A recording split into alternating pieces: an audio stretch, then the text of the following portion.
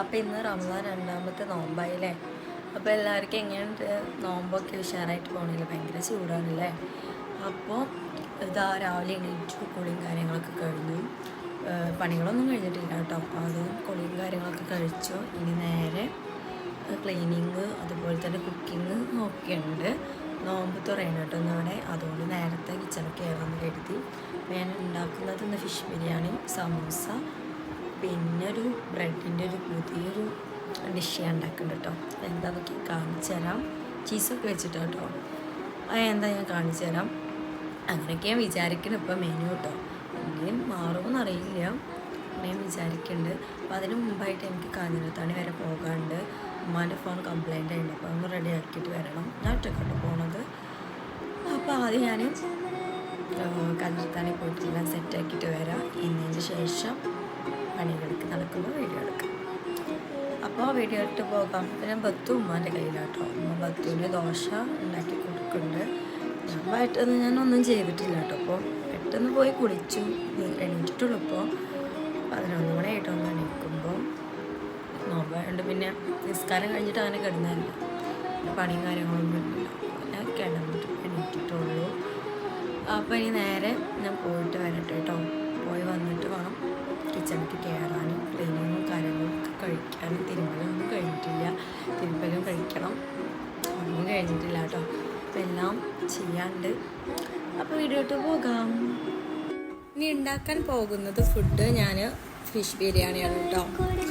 അപ്പോൾ ഫിഷ് എടുത്തിട്ടുണ്ട്. ഫിഷിൻ്റെ പേര് കറക്റ്റായിട്ട് അറിയില്ല, അതാട്ടോ പറയാത്തത്. പിന്നെ ഇഞ്ചി വെളുത്തുള്ളി പേസ്റ്റ്, ഫിഷ് മസാല, മഞ്ഞൾപ്പൊടി, മുളക് പൊടി, കുരുമുളക് പൊടി, ഗരം മസാല, ഉപ്പ്, പിന്നെ കുറച്ച് സുറുക്ക ഒഴിച്ച് കൊടുത്തിട്ടുണ്ട് കേട്ടോ.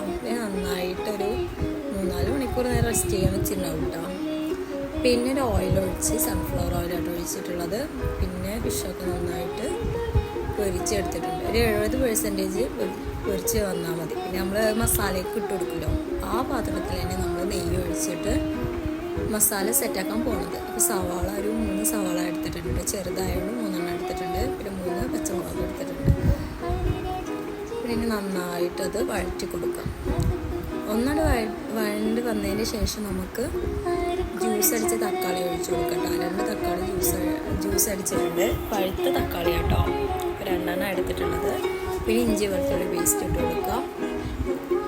പിന്നെ മസാലയ്ക്ക് വേണ്ടിയിട്ടുള്ള പൗഡറും കാര്യങ്ങളുണ്ട്. മെയിനായിട്ട് ഫിഷ് മസാല, പിന്നെ മഞ്ഞൾപ്പൊടി, മുളക് പൊടി, ഗരം മസാല, അതൊക്കെ ആഡ് ചെയ്യാം. എന്തൊക്കെ പൗഡർ നമ്മൾ സാധാരണ ബിരിയാണിക്ക് ഇടാറ് അതൊക്കെ ഇട്ട് കൊടുക്കുക. ചിക്കൻ മസാല എല്ലാം ബാക്കിയെല്ലാം ഒരുപോലെ തന്നെ. പിന്നെ പുളിക്കനുസരിച്ച് തൈര് ഒഴിച്ച് കൊടുക്കുക. തൈര് കുറച്ച് എന്താ പറയുക, പുളി കുറവായിരുന്നു.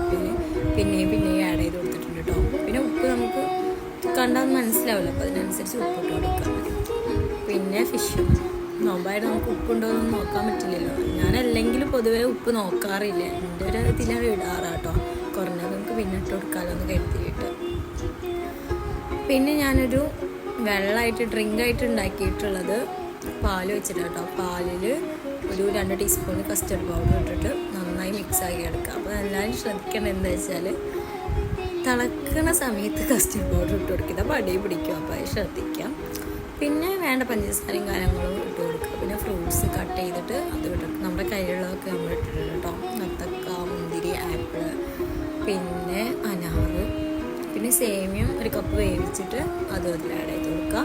പിന്നെ കസ്കസ്, നല്ല ടേസ്റ്റാണ് പറഞ്ഞാൽ നല്ല ടേസ്റ്റാണ്. നല്ലൊരു ഉഷാറും കിട്ടും കേട്ടോ.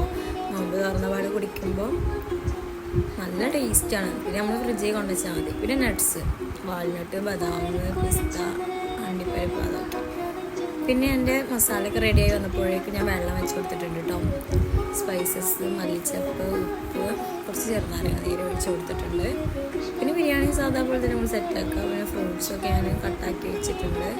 പിന്നെ സ്നാക്ക് സമൂസയും പിന്നെ ഒരു ചിക്കൻ ലോലിപോപ്പ് പോലെ ഉണ്ടാക്കിയതാണ് കേട്ടോ. ചീസ് വെച്ചിട്ട് സമൂസേൻ്റെ മസാല എടുത്തിട്ട് ചീസ് വെച്ച് കൊടുത്താൽ കേട്ടോ.